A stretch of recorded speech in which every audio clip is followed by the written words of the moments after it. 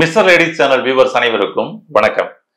இன்னைக்கு நம்ம என்ன பார்க்க போறோம் அப்படின்னு சொல்லி சொன்னோம்னா, டயபெட்டிக்ல நம்மளுடைய சர்க்கரை அளவை கட்டுப்படுத்துவதற்கு நம்மளே நிறைய டிப்ஸ் சொல்லியிருக்கிறோம். நம்ம சேனல்ல மிஸ்டர் லேடிஸ் சேனல்ல நிறைய பயன்படுத்தி அவங்க நிறைய நமக்கு அந்த அனுபவ பதிவுகளை கொடுத்துருந்தாங்க. நம்ம சிகிச்சை மையத்துக்கே நேரடியாக அவருடைய அனுபவங்களையும் பார்த்தீங்கன்னா பகிர்ந்துக்கிட்டாங்க. சிகிச்சைகளும் எடுத்துட்டு போனாங்க. அந்த வகையில ஒரு பெரிய ஹாப்பி. இப்ப இன்னொரு ஜூஸுங்க. இந்த ஒரு ஜூஸ் உங்களுடைய சர்க்கரையின் அளவை கட்டுப்படுத்துவதற்கு ரொம்ப அருமையா சப்போர்ட் பண்ணி கொடுக்கக்கூடிய ஒரு ஜூஸ். நம்மளுடைய சிகிச்சை மையத்துக்கு நம்மளுடைய பேஷண்ட்ஸுக்கு சொல்லி அவர்கள் பயன்படுத்தி அதனுடைய அனுபவத்தை எடுத்த பின் இந்த ஒரு ஜூஸை உங்களுக்கு நான் சொல்றேன். ட்ரை பண்ணி பாருங்களேன். என்னன்றதை பார்க்கலாம், டீட்டெயிலா பார்க்கலாம் வாங்க. பொதுவாக பாத்தீங்கன்னா டயபெட்டிக் அப்படின்னு பார்க்கப்படும் பொழுது நம்மளுடைய ரத்தத்தில் இருக்கக்கூடிய குளுக்கோஸோட அளவு அதிகமா இருக்கிறது அப்படின்றது நமக்கு எல்லாம் தெரியும். பட் என்ன அந்த குளுக்கோஸ் அப்படின்னு சொல்லி சொன்னோம்னா பேட் குளுக்கோஸ். ஏன்னா நல்ல குளுக்கோஸ் ஆட்டோமேட்டிக்கா நம்ம உடம்புக்குள்ள பயன்பட ஆரம்பிச்சிருது. நம்ம உடம்புக்கு சக்தி ஊட்டத்தை கொடுத்துருது. ஆனா அந்த பேட் குளுக்கோஸ் எக்ஸஸா சுத்துது. நம்ம ஆரம்ப கட்டத்துல இருந்து சொல்றது மாதிரி பாத்தீங்கன்னா எப்பொழுதுமே நம்ம சாப்பிட்றது மேல மட்டும்தான் கவனம் வச்சுக்கிட்டு இருக்கிறோம். ஆனா செலவழிக்கிறது மேல கவனம் வைக்கிறதுன்றது கிடையல இல்ல. பொதுவா டயபெட்டிக்கு நமக்கு அடிப்படையா செய்ய வேண்டிய விஷயம் என்னன்னா, நம்ம செலவு பண்றோமா அப்படின்றதுல நம்ம கவனம் செலுத்தணும். எவ்வளவுக்கு நமக்கான இந்த இன்கம் உள்ள கொடுக்குறோமோ அவ்வளவுக்கு நம்ம செலவு பண்ணிடணும். அப்ப இன்கம் குளுக்கோஸ் அதிகமா வச்சுக்கிட்டு நம்ம எக்ஸ்பென்ஸ் குளுக்கோஸை சுத்தமா செலவழிக்காம வச்சிருந்தோம்னா அதுதான் நம்ம உடம்புக்குள்ள பேட் குளுக்கோஸா உள்ளுக்குள்ளேயே சுத்திக்கிட்டு இருந்துட்டு நமக்கு பல டிஸ்டர்பன்ஸ் ஏற்படுத்திக்கிட்டு இருக்கு. என்னங்க பண்ணணும், எப்படிங்க செலவு பண்ணணும் அப்படின்னு சொல்லி சொன்னோம்னா, பொதுவாக நம்ம டயபெட்டிக் பேஷண்ட்ஸ் ஒரு மணி நேரத்திற்கு ஏதாவது ஒரு எக்ஸசைஸ் நீங்க பண்ணுங்க. அதான் ரொம்ப ரொம்ப ஈஸியான ஒரு சொல்யூஷனுங்க டயபெட்டிக்கை கண்ட்ரோல்ல கொண்டு வரதுக்கு. என்னதான் ஒரு ஜூஸ் சொன்னாலும் இந்த ஜூஸ் அதிகமா இருக்கிறவங்களுக்கு குறைக்கிறதுக்கு நல்லா உங்களுக்கு பயன்படும்.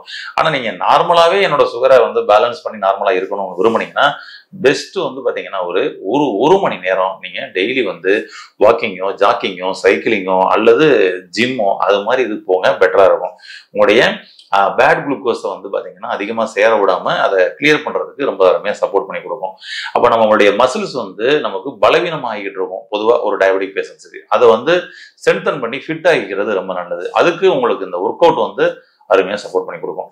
நான் என்ன சாப்பிடலாம், எந்த மருந்து சாப்பிடலாம், எந்த மாத்திரை சாப்பிடலாம், என்ன ஜூஸ் சாப்பிடலாம், என்ன உணவை சாப்பிடலாம்னு சொல்லிட்டு டயபெட்டிக் நோயாளிகள் எல்லா பேருமே நீங்க சாப்பிட்றது மேல மட்டுமே கவனம் வச்சுக்கிட்டு இருந்தா அதை கட்டுப்படுத்துறதுன்றது ஒரு டெம்பரவரி சொல்யூஷனா தான் இருக்கும். உங்களுக்கு பெர்மனன்ட் சொல்யூஷனா நீங்க போகணும் அப்படின்னா எந்த உணவு எடுத்தாலும், எந்த மருந்து எடுத்தாலும், எந்த ஜூஸ் எடுத்துட்டாலும் இது கூட சேர்ந்து நீங்க உங்களுடைய உடல் உழைப்பு அப்படின்றது ரொம்ப ரொம்ப ரொம்ப மிக முக்கியமான ஒரு விஷயங்க. உடல் உழைப்பு இல்லா நிலையினாலதான் இன்னைக்கு நம்ம எக்ஸசைஸ் பண்ணுங்க அப்படின்றத நம்ம சொல்றோம். அது என்ன வயதினராக இருந்தாலும் சரி, சரிங்களா, அவங்க ஒரு 25 வயசுல சுகர்னாலும் சரி, 85 வயசுல சுகர் இருக்குதுன்னு சொன்னாலும் சரி, டெய்லி ஒரு மணி நேரம் ஒர்க் அவுட் செலவழிங்க. முடிஞ்சா காலையும் மாலையும் 2 நேரமும் நீங்க அந்த மாதிரி பண்ணிக்கிட்டீங்கன்னா ரொம்ப பெட்டர். அப்ப இந்த 2 நேரத்துல நிறைய பேர் பாத்தீங்கன்னா வாக்கிங் போறோன்ற பேர்ல, ஜாக்கிங் போறோன்ற பேர்ல என்ன பண்றாங்க, ஸ்லோ வாக்கிங், அப்புறம் ஒரு கூட்டு சேர்ந்து ஒரு டீம் சேர்ந்துக்கிட்டு இது கிளப்புங்க அப்படின்னு சொல்லிட்டு என்ன பண்றாங்க, டீம் சேர்ந்துக்கிட்டு அப்படியே பேசிக்கிட்டே அந்த வாக்கிங் போய்கிட்டு இருக்கிறதும், ஹெட்ஃபோன் போட்டுக்கிட்டு பாட்டு கேட்டுக்கிட்டே வாக்கிங் ஜாக்கிங் போறதும் எனக்கு இருக்குது. பொதுவாக நம்மளுடைய எக்ஸசைஸ் நேரத்துல நம்ம செல்போன் பேசிக்கிட்டோ அல்லது ஹெட்ஃபோன் மாட்டிக்கிட்டோ கேட்காம நீங்க வாக்கிங் பண்றது மேல உங்களுடைய கவனத்தோட நீங்க செஞ்சீங்க அப்படின்னா அப்பதான் அதனுடைய பலன்கள் முழுமையாக கிடைக்கும். ட்ரை பண்ணி பாருங்க. இது வரைக்கும் நீங்க அப்படி கடைபிடிச்சிருந்தீங்கன்னா இப்ப இருந்து அதை மட்டும் மாற்றத்துக்கு கொண்டு வாங்க. அப்பதான் உண்மையான அந்த பலன் கிடைக்கும். பொதுவாக ஒரு நேரத்தில் ஒருவர் ஒரு வேலையின் மீது தான் முழுமையான கவனம் செலுத்த முடியும். அதை முதல்ல நல்லா புரிஞ்சுக்கங்க. இது நம்மளுடைய உடம்புல இருக்கக்கூடிய ஒரு விஷயங்க. ஒரு மணி நேரத்திற்கு ஒருத்தருக்கு 60,000 எண்ணங்கள் வந்துட்டு போய்கிட்டு இருக்கு அப்படின்றது சயின்ஸ் சொல்லுது. ஆனா ஒரு விஷயம் என்ன அப்படின்னா, ஒருவர் ஒரு நேரத்தில் ஒரு விஷயத்தை மட்டுமே சிந்திக்க முடியும் அப்படின்றதுதான் உண்மையான விஷயம். ஏன்னா நீங்க நிறைய சிந்தனைகள் போயிட்டு இருக்கலாம். ஆனா ஒரு நேரத்திலேயே பாத்தீங்கன்னா 2-3 சிந்தனைகள் வராது. ஒரு சிந்தனை முடிஞ்சோன்னா அடுத்த சிந்தனை அப்படிதான் போயிட்டு இருக்கும். அப்ப இந்த நேரத்துல நீங்க வாக்கிங் நடந்துகிட்டு இருக்கிறீங்க, எதுக்காக நடக்கிறீங்கன்றது மேல உங்களுடைய ஃபோக்கஸ் இருந்ததுன்னா உங்களுக்கு வெயிட் லாஸ் அப்படின்றது கரெக்டா கிடைக்கும், ஃபிட்னஸ் அப்படின்றதும் கரெக்டா கிடைக்கும். அதனால முழுமையான அந்த கவனத்துடன் நம்ம செய்வோம். அது கொஞ்சம் பெட்டரா இருக்கும். இப்ப நம்ம அந்த ஜூஸ்க்கு வருவோம். இப்படிலாம் நீங்க ஒரு மணி நேரம் எக்ஸசைஸ் எல்லாம் பண்ணிக்கிட்டு இந்த ஜூஸ் எல்லாம் எடுத்துக்கிட்டீங்கன்னா சர்க்கரை நோயிலிருந்து நீங்க அருமையா வெளியே வரலாம். இப்ப எங்க சுவாசியில் இருக்கக்கூடிய இந்த மருத்துவ குழு ஒவ்வொரு பேஷண்ட்டுக்கும் அந்த 120 நாள் தினந்தோறும் அவங்கள வந்து கண்காணித்து என்ன சாப்பிடலாம், என்ன சாப்பிடக்கூடாது, என்ன மாதிரியான லைஃப் ஸ்டைல்ல இருக்கணும், என்ன மாதிரியான மெடிசன் எடுத்துக்கணும், என்ன மாதிரியான எக்ஸசைஸ் அதெல்லாம் வந்து பண்ணிக்கணும்னு சொல்லிட்டு கூடவே இருந்து வழிநடத்தி அவர்களை ஒரு 120 நாள்ல ரிவர்ஸ் டயபெட்டிஸ் அப்படின்ற நிலைக்கு வந்து கொண்டு வராங்க. HbA1c 12 இருந்தாலும் அவங்களுக்கு வந்து பாத்தீங்கன்னா 6 to 7க்குள்ள வந்து மெயின்டைன் பண்ணக்கூடிய வேலையை இன்னைக்கு வந்து பண்ணி கொடுத்துக்கிட்டு இருக்கிறாங்க.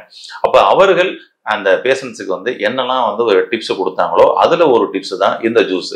இந்த ஜூஸை சொல்றேன், நீங்களும் ட்ரை பண்ணி பாருங்க. உங்களுடைய டயபெட்டிக்ல இருந்தும் நீங்க ரிவர்ஸ் வருவதற்கு ரொம்ப அருமையா சப்போர்ட் பண்ணி கொடுக்கும். பாகற்காயில ஒன்னு எடுத்துக்கோங்க. சரி, பாகற்காயில ஒன்னு எடுத்துக்கோங்க, தக்காளி ஒன்னு எடுத்துக்கோங்க, கோவக்காயில ஒரு 4 எடுத்துக்கோங்க, வெள்ளம் முள்ளங்கி ஒரு மீடியம் சைஸ்ல ஒன்னு எடுத்துக்கோங்க, வெள்ளரி ஒன்னு எடுத்துக்கோங்க, நெல்லிக்காய் ஒன்னு எடுத்துக்கோங்க. இதை எல்லாத்தையும் வந்து ஒரு 300 ml ஒரு ஜூஸ்ல 300 ml தண்ணி 300 ml தண்ணியில அப்படியே வந்து அடிச்சுங்க, ஜூஸா அடிச்சிருங்க. ஜூஸா அடிச்சுட்டு இந்த ஜூஸை நீங்க சாப்பிடுங்க. இந்த ஜூஸ் கொஞ்சம் இனிப்பா தான் இருக்கும். இந்த இனிப்பான ஜூஸ் உங்களுடைய உடலில் இருக்கக்கூடிய இனிப்பை குறைக்கும் அப்படின்னா அதான் ஆச்சரியம். ட்ரை பண்ணி பாருங்க. அப்ப காலை ஒரு வேளை மாலை ஒரு வேளை எடுக்கலாமா? தாராளமா 2 வேளை எடுக்கலாம். ஒரு வேளை எடுத்தாலே ரொம்ப சூப்பரா ஒர்க் பண்ணுது. இதை நீங்க மார்னிங் பிரேக்ஃபாஸ்ட்டுக்கு முன்னாடி இதை நீங்க வந்து எடுத்து பாருங்களேன், இன்னும் சூப்பரா குறையும். ஏன்னா உங்களுடைய ஃபாஸ்டிங் சுகர் எப்ப குறையுதோ அப்பதான் உங்களுடைய HbA1c குறையும். உங்களுடைய HbA1c குறையணும்னா உங்களுடைய ஃபாஸ்டிங் சுகர் மேல நீங்க கவனம் செலுத்தி ஆகணும். அப்ப நீங்க சாப்பாட்டுக்கு முன்னாடி நீங்க எடுக்க என்ன ஆகும்னா ஒரு கட்டத்துல உங்களுடைய சுகரோட லெவல் பக்காவா அப்படியே படிப்படியா குறைய ஆரம்பிக்கும் பொழுது நீங்க மார்னிங் பிரேக்ஃபாஸ்ட்டுக்கு முன்னாடியும் பிரேக்ஃபாஸ்ட்டுக்கு அப்புறமும் ஒரு 1.5 hour கழிச்சும் இடையில செக் பண்ணி பாருங்க. ஒரு 10 daysலயே உங்களுடைய சர்க்கரையினுடைய அளவு படிப்படியாக குறைஞ்சு வந்துட்டு இருக்கிறத உங்களால கண்கூடாக பார்க்க முடியும். இது போக நான் ஏற்கனவே சொன்ன ஒரு 1 hour எக்ஸசைஸ் மட்டும் கூட சேர்ந்து கண்டினியூ பண்ணி பாருங்களேன். அருமையா நீங்க டயபெட்டிக்ல இருந்து ரிவர்ஸ் வர்றத உங்களால அதை ஃபீல் பண்ணி உணர்ந்து ஹாப்பியா இருக்க முடியும். இதை கடைபிடித்து உங்களுடைய டயபெட்டிக் ரிவர்ஸ் அப்படின்ற அந்த ப்ரோக்ராம்ல முதல் படியாக துவங்கி ஆரோக்கியமாக வாழ வாழ்த்துக்கள். நன்றி.